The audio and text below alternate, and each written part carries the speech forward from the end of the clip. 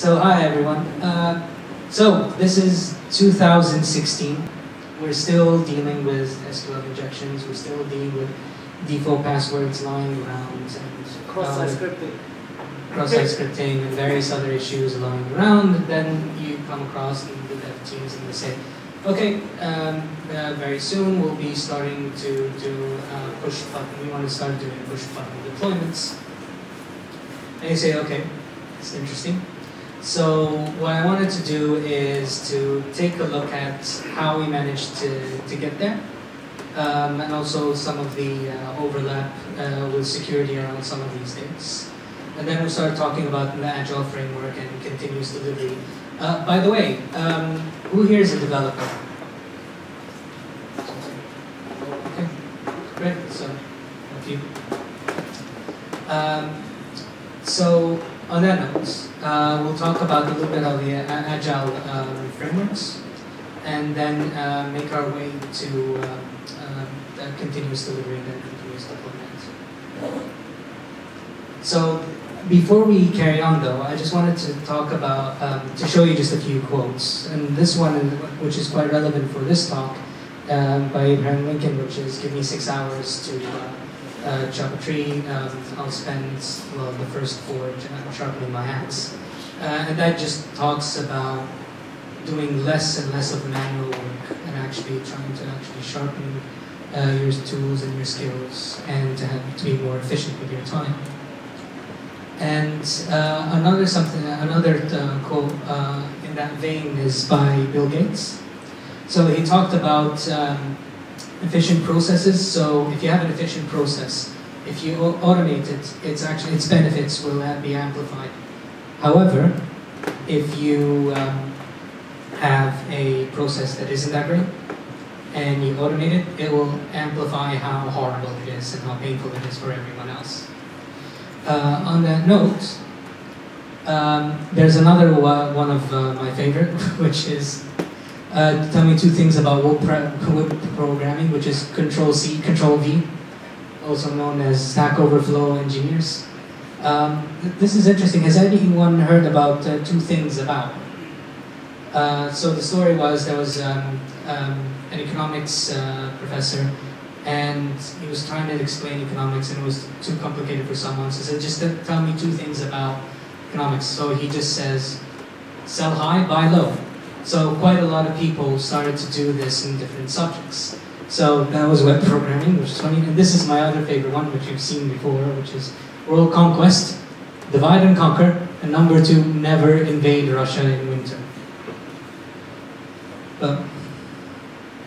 So what would you put for information security, if that's the case? So think about the most efficient way to talk about security. If you actually have 2 points to sum up information security, what would they be? But I'll leave that for now and get to it later. So we'll start back actually 30 years to the year now, in 1986. Who here is familiar with this article? The Harvard Business Review talked about the new product deployment game. Who's familiar with that? And why is it relevant to this talk? But the second one might be more familiar for you, so we'll get back to that in a second. But the reason why this was very important for the Agile Framework and the Agile Manifesto is the fact that this article talked about the 6 characteristics of companies that have managing new deployment processes. And out of that, the development community just thought, well, hey, can we actually incorporate that into our development methodologies? And out of that came a whole bunch of them: extreme programming, Scrum, Lean, and Kanban, and various others. And Lean and Kanban actually came up from some of the work that Toyota has done.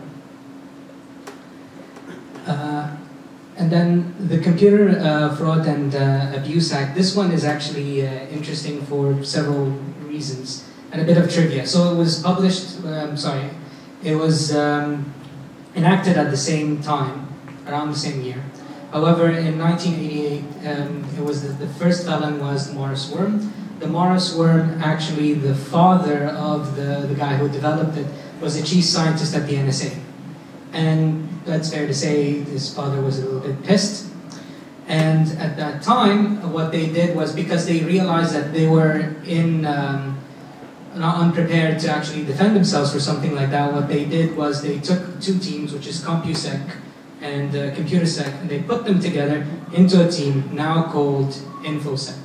And that's one of the earliest uses of the word information security. And one other thing that I wasn't aware of was also that what actually led to the creation of the computer emergency response teams as well.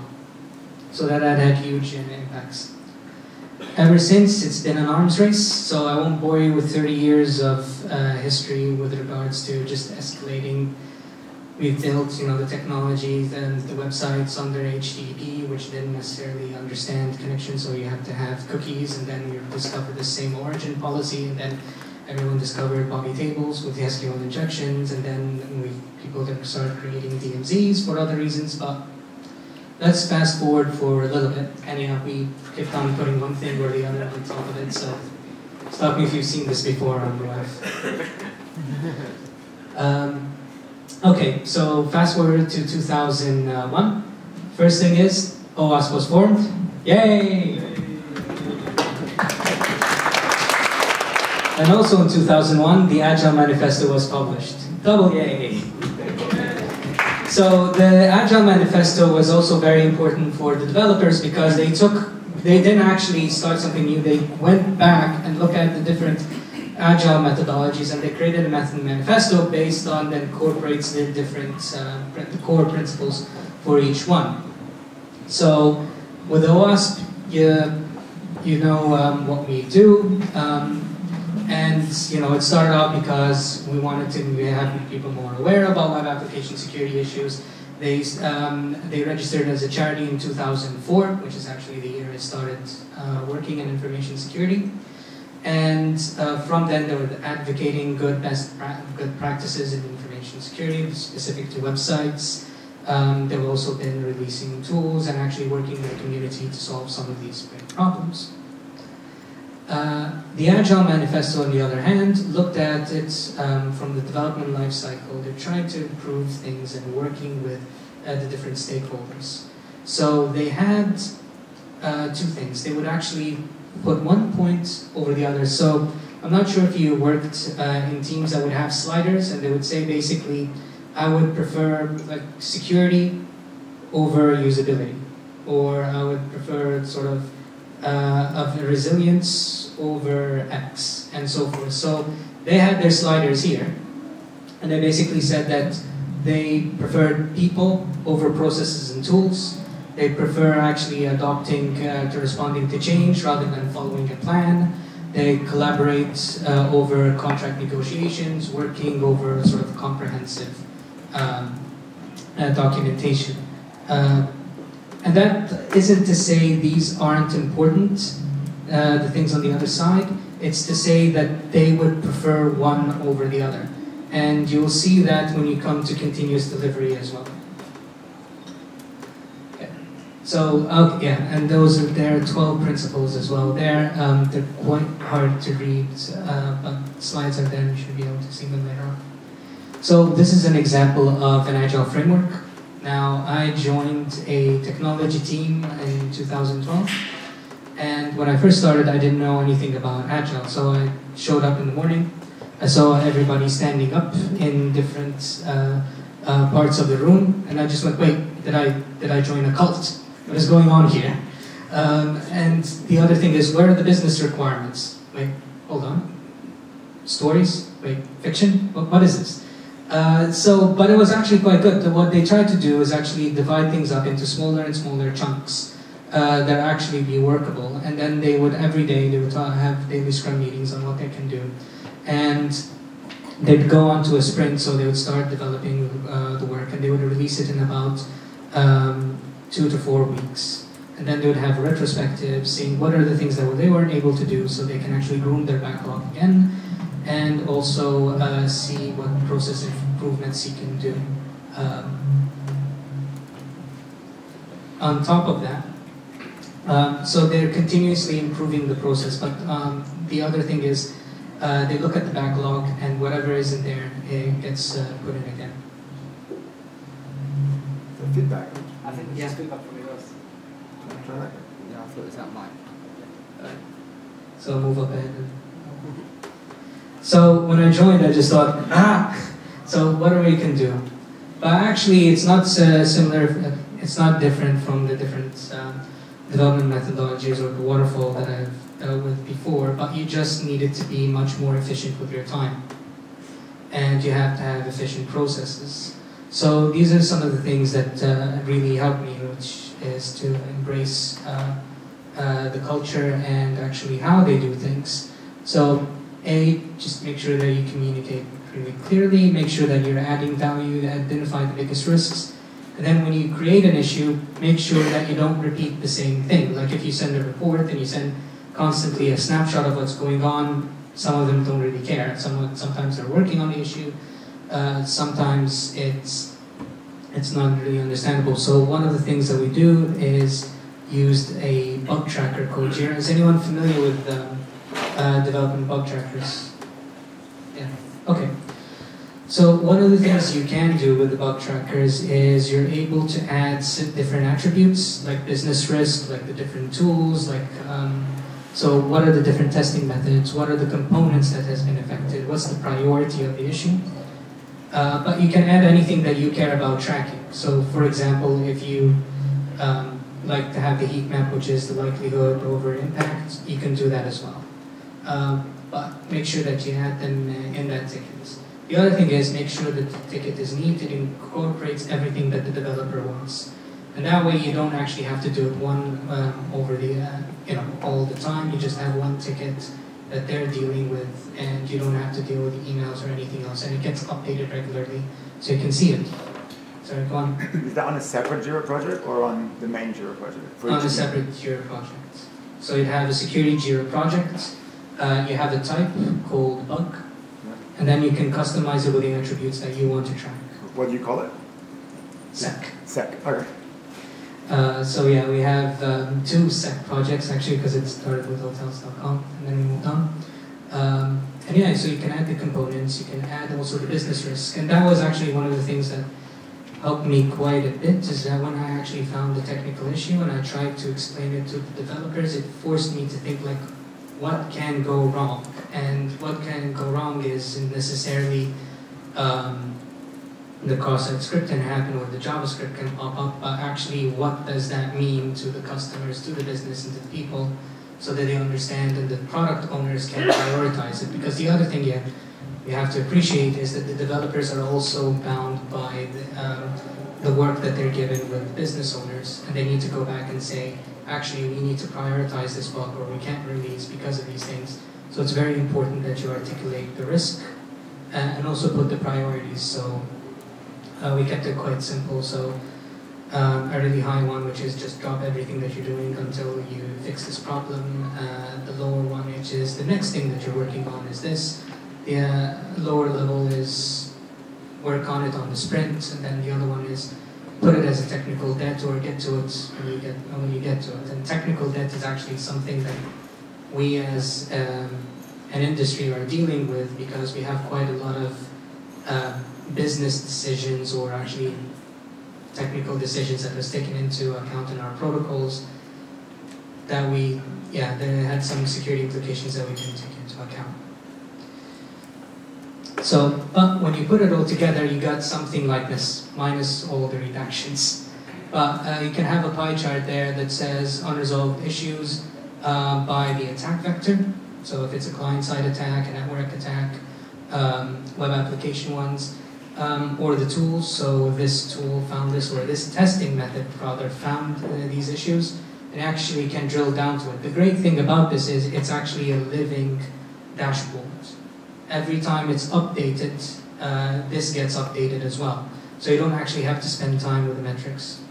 However, it just paints you an idea of what you can see, because over there as well as the components, right here, And you can see, for example, there's a massive amount of issues with this component here. So you know that maybe this dev team actually needs some help. You can also look at it by criticality. So, for example, a specific tool has found quite a large number of issues. So great, it's showing its value, but actually the most critical issues that we found were still manual tests, so forth. The final thing is actually the resolution. So when you resolve an issue, you also have to put the resolution state. So we fixed it, great. Sometimes it's we accepted the business risk. We know it's a problem, but we're fine. We're fine with it. We can push it into production. But the last one is false positive. And a lot of the tools actually throw out false positives, and that is actually quite important for efficiency. So you know you have a problem with the tools, and actually here in the dashboard you can actually get that, which is find me issues that the resolution state was a false positive and sorted by tool or sorted by dev team and so forth. So which dev team is actually complaining the most or has the most issues, or which tool has been actually, or testing method has been flagging the most false positives. So it's a penetration tester that can't tell if it's chicken or Tuesday, or is it a tool that is actually just spouting rubbish all the time and it needs to be tuned up. So from that, the other thing is we can actually have good communication with our developers. Whoops. Yeah, that's Simon Bennett. So we can tell him, yeah, give us a second. In any case, the other thing is, it's not just about security bugs. A lot of it is also about security features. There are new technologies coming down the line. There are new best practices and recommendations. And one of the things that we created was a tiny bug track, radar that says, for example, these are things that you should be removing. So the red ones over there are actually bad things you should be doing, stop doing. No new use, evaluate, try, adopt, and hold, which is keep doing what you're doing right now. And that the developer, it's like a one-stop shop of looking at some of the best practices or some of the things that they should be embracing when it comes to security. So, and the final thing is, there's also something called the definition of done. The definition of done just simply states that you know you're done when these things happen. So one of the things that you can add is just security requirements. Just be very, very clear with that. So you don't have to throw somebody a massive book, a phone book, and say, here, sort it out. You can be very careful with actually how you phrase it. So as a developer, these are the only things that you should take into account when you're writing code. And these are the things that if you're doing code review for a peer, please take these, try to spot these issues. And you can also provide them tools and guidance on top of that. But just keep the wording to a minimum. You don't have to write it as if you're a lawyer. It has to be usable for a developer. Sorry, can you give some concrete examples of how maybe put in the definition of done? Okay, so the definition of done, because it's quite a long one, it's a small checklist of 10 things, is that you need to adhere to security guidance. And you have the link to the security guidance. And that's divided up by people who are testing, so QA guys or testers, the developers, and sort of the product owners and the tech leads.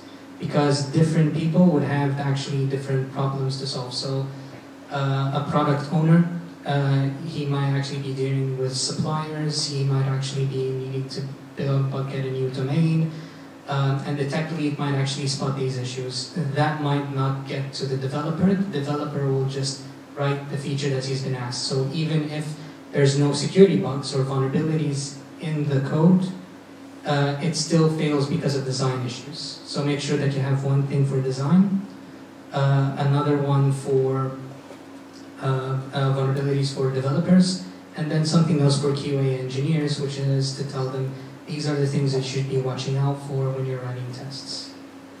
And a more concrete example is, for example, for SQL statements, SQL injections, is that you say check if you're not using always use prepared statements, is what to say when you're actually writing code. And then when you're doing code review is check if you you're not using prepared statements, for example, and actually watch out for X, Y, and Z when you're doing dynamic prepared statements. So, does that answer your question? Okay, thank you. So, that takes us into very nicely into continuous delivery, because now you've actually gotten a little bit more efficiency under your belt. With continuous delivery, now the next stage is actually limiting the amount of time between going to production. And again, as the slider, you actually favor code that can actually be deployable at all times, as opposed to building features. So this is actually a conscious decision. If you have one or the other, you actually favor that one. And this is what it kind of looks like. So a developer would take a branch of the code, and he would work on a feature, and he would create a pull request, which is basically, I've finished mine, I want to submit it. And somebody would do a code review. If it fails the code review, back again you go. And then if it works, then you merge it to the master version of the code, and you deploy it to staging. And in the staging, you do several tests, and then after the tests, you deploy to pre-production. If that gets accepted, then the release manager would take a look at it, and then push it, deploy it to production, and then afterwards, you do some testing in production as well. And can someone tell me the difference between continuous delivery and continuous deployment? Yeah, just deployment when you actually put it into production. The delivery is actually building features. Kind of, yes. You'll be building features until you get to that point over here. With continuous deployment, that's automated. So I'll give you an example here. So this is a little bit similar to the slide that we've seen before, which is a developer pushes code to the code repository, continuous integration server, which basically just automates a whole bunch of this work. We'll push it into staging, which is the pipeline, and then push it into pre-prod. And then you have this gate which just says, this version has failed, this one has passed, this one has failed, this one has passed, this one has failed. And the idea there is that an automated one would actually just decide by itself to push it, whereas a continuous delivery gets it to there and then you make a call. So that takes us on to actual testing. So there's always a big fear with continuous delivery is that everything is automated and the pipeline goes through, but that isn't 100% of it, because what tends to happen as well is you'd have the pipeline tests that would just go straight to staging, straight to pre-prod, and then stop there. There's a gate there that waits for other tests. And then once the tests are done, then you can make a decision. So there's a way of actually just limiting that a bit. But what we want to do, and what developers are trying to do, is to push code testing as much as possible, as early as possible. So you actually give the developers more support, more tools, that he's able to do it in the development process on his laptop, on the development environment before it goes into the CI process. The other one is that you can actually have a parallel process and also test in production, because it's continuously changing.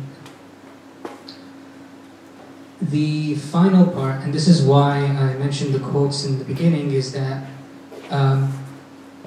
the pipeline tests are the ones that are the most, you take a lot of risk decisions on what you put in there, because the last thing you want to do is to put in broken tests. And you shouldn't be afraid, but you should be very careful.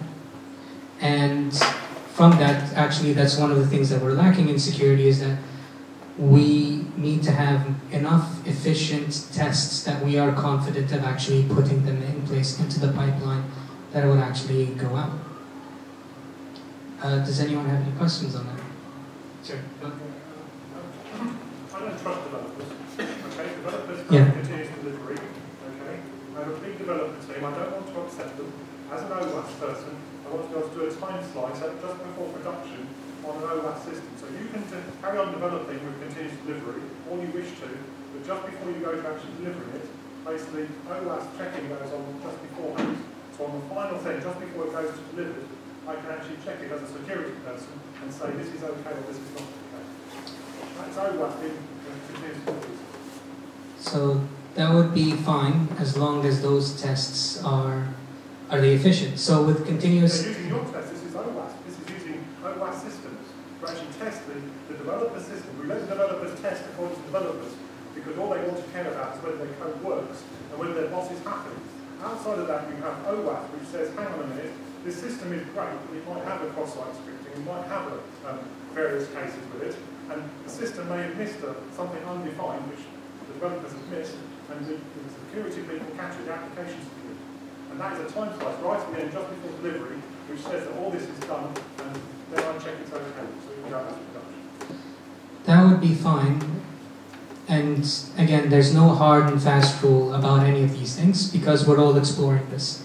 And actually, that's the other thing in technology is none of us, we're all professionals here, but also none of us know all what we're doing because we're always discovering these new things. And for that case, that would be fine. However, the other thing is, I know that developers on the other side would be really pissed off. It's like, why did you find this now, right about before I go to production? We would like to have these tests as early as possible and spot them as early as possible. So there is always a relationship and back and forth with developers, and you should assume nothing, and you should find these tests.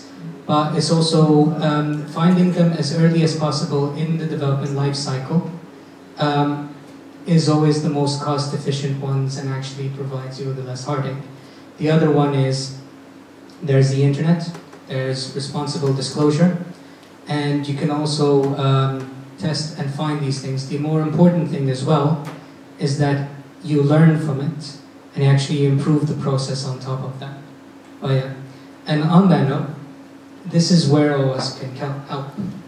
Because, as the gentleman mentioned, if we actually add more testing and better tests, we can actually make this process more efficient. We can actually have more confidence that it will run and it will run the right way. We can also engage the community in order to improve these tools and so on. And also, technology changes all the time. So the other thing is to making sure that there's enough resources in order to investigate these issues and actually provide guidance from them. So the example that I give is if Sam has a car and I have a car, each of us has one car. But if Sam solved the problem and I solved the problem, we both solved two problems. And that scales. And this is one of the things that we would like to work with OWASP on and to actually make sure that this continuously improves. Yeah, so that finishes my talk, but I have two more things. One of them is Simon, but the first one actually is, while I was working on this talk, there was actually something else I wanted to mention, but it didn't actually fit into continuous delivery, and that is the community as well has started to work on security standards that actually start sending information back. So, is anyone familiar with any of these points? Yes? Good. So, the content security policy is actually a header that you can put in that will give you a policy on what can run on the browser. So the iframes and also some of the things with whitelisting with web tracking. But one of the great things about it as well, it reports back the information. And by reporting back this information, you can actually have logs and finally show your business owners, hey, this is actually what we can see. So if you're talking about cross-site scripts, right, there's always a question, it's like, well, how often is this actually happening? What do you see against my customers and so on? And this is one of the first ways, or click jacking, when somebody's iframing the website, and this is one of the ways that you can finally say, hey, there's a violation to this policy, here's the logs and here's the data. This is happening. The same thing applies with the public key pinning. So this is quite cool. So you can actually have a signature, the hash rather, of the SSL certificate keys in the header. If there's a violation, you can also get a report back. And that means that you now have additional information on man-in-the-middle attacks, which is great because, again, there's quite a lot of things that we're doing for SSL settings that's, you know, people are screaming about, especially with the TLS protocol migration, which thankfully was pushed out for 2 years, so in 2018.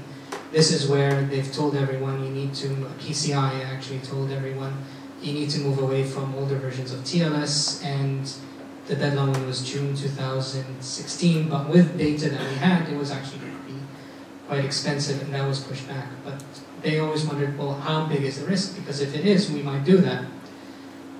Actually, with this, that gives us a lot of information. Well, we can see that this is happening X amount of time. The last one actually is DMARC, and DMARC is also in a similar vein, but for emails.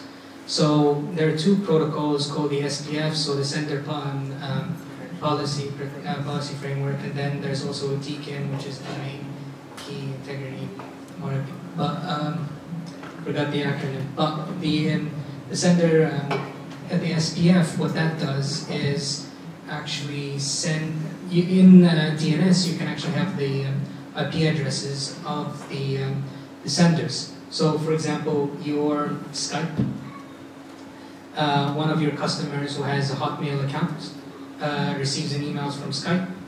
Hotmail can then actually check the DNS record and see if the IPs are actually on the list in the DNS record, and will decide, oh, it's a good one or not.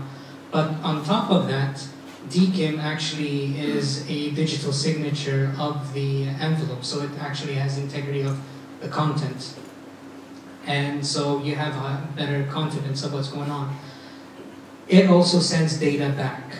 So now, if somebody's sending an email, as your company or your organization, you have data on this. Actually collecting this information and correlating it, you're able to have a very interesting story, which is, there was a man in the middle, so this browser spouted this, and then you got another log which says that this browser, this content security policy was flagged, and then finally you also got a whole bunch of emails that were being flagged by DMARC. So you actually have indicators of things that are going wrong. Thank you. Okay. So,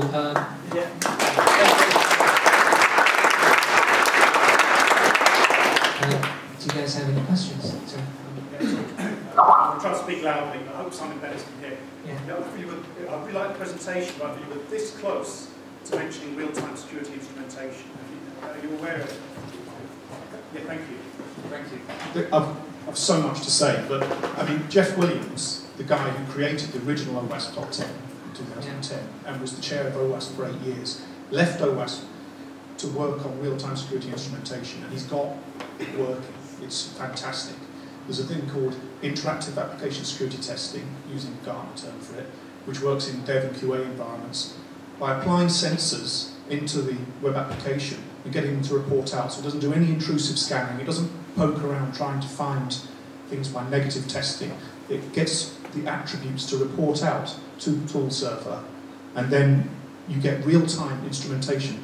For the production environment, you have to use runtime application security, runtime application self-protection, because there's a performance impact in using IAST in prod. So you go RASP in prod, and that blocks attacks in real time using the textual information of everything it's seeing from the sensors. It's incredible. The first one was in Europe, was only deployed in Germany in December, and the first one in the UK in January. But I think this is the future. I mean, it doesn't do everything, because it can only work currently in the Java environment, or in .NET, or Node.js, or in Cold Fusion. So it can't reach into the JavaScript or into the transport layer. But you took us all the way there, not quite to the end. I think there's a massive amount to be said about real-time security instrumentation, which that is touching on. Yeah, so thank you for mentioning that, because there's quite a bit of work around that area. However, there were a few questions around that the companies needed to get more, organizations really, because it's not just private companies and so on, to get a little bit more confidence, because if you don't necessarily trust somebody with certain things, then are you, well, if they're doing efficient testing, then do you trust that? And I'll give you an example. The web application firewall. So for us to actually do it, we actually had to say two things. We needed it to test new web application firewall rules against the current releases that is going on, and to be able to test the other way around, to be able to test new releases against the current rules. And even then, they weren't necessarily prepared. We also weren't necessarily prepared for the phased rollout to get that done. So with these tools, great. So the IS, I remember using it in 2010 with different tools and so on. And I am familiar with some of them. And yes, so with IS, that is the future. Sometimes the complexity with it is that with a SOA model, so if you don't just have one application, you have many applications that form one website. You need to install the sensor on all of them. And in most cases, the developers have actually installed other tools to actually understand the performance and the impacts of the site. So it has to collaborate with them. And so if it does, that's great. And we can always put that on the radar for things to trial, to adopt, and then finally hold and embrace. So great. Thank you. I mean, you did OWASP benchmark test that was funded by Department of Homeland Security last year. It was like autumn last year. It had 21,000 test cases, and it hit 97% accuracy with 5% deducted for false positives. There was nothing came near it. Of course, because it's actually sitting on the application and it can see what happens. Like if you actually forward a file and then you just get a 200, you don't really know what happened. But with a tool sitting there on that server, it will see everything.